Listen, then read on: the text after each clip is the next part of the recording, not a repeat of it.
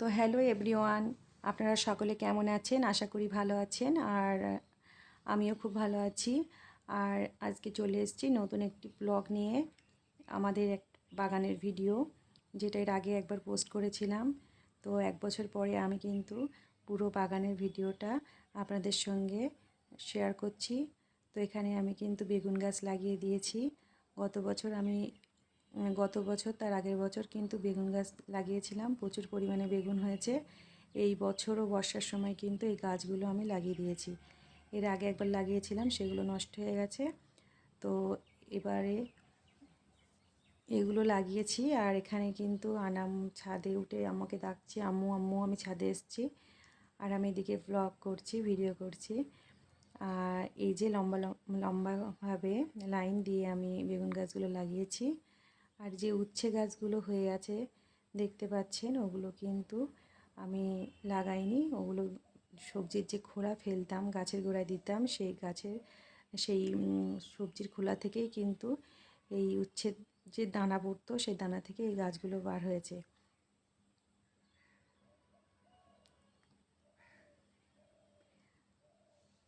বেগুন গাছে ছোট ছোট ফুল এসছে, কিন্তু জানি না বেগুন গাছগুলো ফল হবে কি না।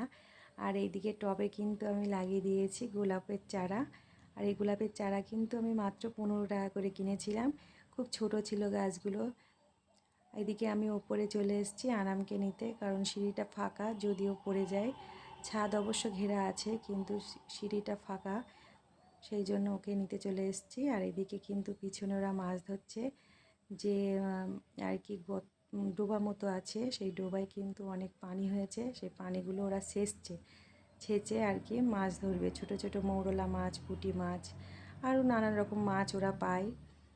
তো ওরা বলছে, দেখে দেখ আন্টি ভিডিও করছে। আমি বললাম হ্যাঁ, তোদের ভিডিও করে ছাড়বো।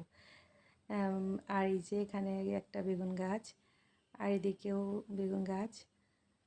এখানে কিন্তু একটা অ্যালোভেরা গাছ লাগিয়েছি, না ওটা ড্রাগন ফল গাছ, সরি। এই যে টবের উপর ড্রাগন ফল গাছ। আর ওই সাইডে আছে যে নিচে দেখালাম অ্যালোভেরা গাছ। আর এখানে কিন্তু আছে একটা লেবু গাছ, কাগজি লেবু। তো লেবু গাছে কিছু লেবু হয়েছে, সেটা একটু দেখালাম। তো দেখুন, প্রচুর পরিমাণে লেবু হয়েছিল। আর এই লেবুগুলো কিন্তু ভাতের পাতে খেতে খুবই ভালো লাগে। আর অফ সিজনে এই গাছটাই দেখলাম লেবু হয়েছে। 3টে গাছ আমার লেবু গাছ, কিন্তু তার মধ্যে এই গাছটাই লেবু হয়েছে। আর এই পাশে যে একটা পেঁপে গাছ ছিল, সেই পেঁপে গাছটা কিন্তু ফণি ঝড়ে ভেঙে গেছিলো। তো সেই গাছে কিন্তু প্রচুর পেঁপে ছিল। তো ওই পেঁপে গাছের মাথাটা পুরো বাদ দেওয়া হয়েছে। তার সাইড দিয়ে যে ডালগুলো বার হয়েছে, সেই ডালে কিন্তু প্রচুর পরিমাণে পেঁপে এসছে। আর এদিকে শাক গাছের দানা থেকে, মানে বীজ থেকে এই দানা চারাগুলো বার হয়েছে। এর আগে কিন্তু একটা শাক গাছ এখানে ছিল, সেই গাছের যে বীজ ছিল, সেই বীজ থেকে কিন্তু এই চারাগুলো বার হয়েছে। আর এই সাইডে আছে গাঁদা ফুল গাছের চারা। এই গাঁদা ফুল গাছ কিন্তু আমি লাগাইনি, এগুলোও কিন্তু এমনি থেকে হয়েছে। গত বছর যে গাঁদা ফুল ছিল, সেই গাঁদা ফুলের বীজ থেকে কিন্তু এই চারাগুলো বার হয়েছে। অনেক চারা বার হয়েছিল, বারবার ঘাস মারা তেল, ঘাসে যে তেল দেয় না, সেই তেল থেকে ও ঘাসের সাথে সাথে গাঁদা ফুলের চারাগুলো কিন্তু অনেকটা মারা গেছে। আর যেগুলো আছে মোটামুটি সবটাই ছোট ছোট কুড়ি এসছে, দেখতেও ভালো লাগে। আর পুরো ফুল হলে আরও বেশি ভালো লাগবে। আর এখানে কিন্তু আমি লাগিয়ে দিয়েছি, মানে দানা দিয়েছিলাম কলমি শাক। এর একটা ছোট্ট ব্লগ আমি দিয়েছি, ছোট্ট ভিডিও, শর্ট ভিডিও দিয়েছি। তো এই কলমি শাক কিন্তু আমি দানা দিয়েছিলাম। আর এইখানে একটা ছোট্ট দেখছি ঘাস ফুল হয়ে আছে। এখানে কিন্তু অনেক ঘাস ফুল হয়, কিন্তু আজকে দেখলাম একটাই ঘাস ফুল হয়ে আছে।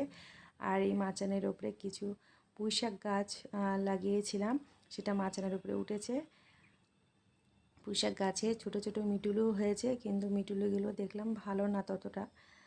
তো এই পাশটায় আছে কলা গাছ, আর এটা কিন্তু দানা কলা। আর জানি না কলা গাছগুলো কলা হয়ে কলা ভালো হচ্ছে না, কলা শুকিয়ে যাচ্ছে, কি প্রবলেম হচ্ছে বুঝতে পারছি না। আর দানা কলা কিন্তু আমার বেশ ভালো লাগে। আর এই পাশে আছে কাঁচকলা। এই কাঁচকলার যে মোচাটা হয়, সেটা কিন্তু আমি খাই না, কারণ কাঁচকলার মোচাটা একটু মিষ্টি, তিতো হয়। আর এই পাশে কিন্তু ঝিঙের গাছ ছিল, সেটা আমি গোড়া কেটে দিয়েছি। আর এই সাইডে কিন্তু আর একটা বড় কাঁদি পড়েছে, কলা গাছের কাঁচকলার কাঁদি।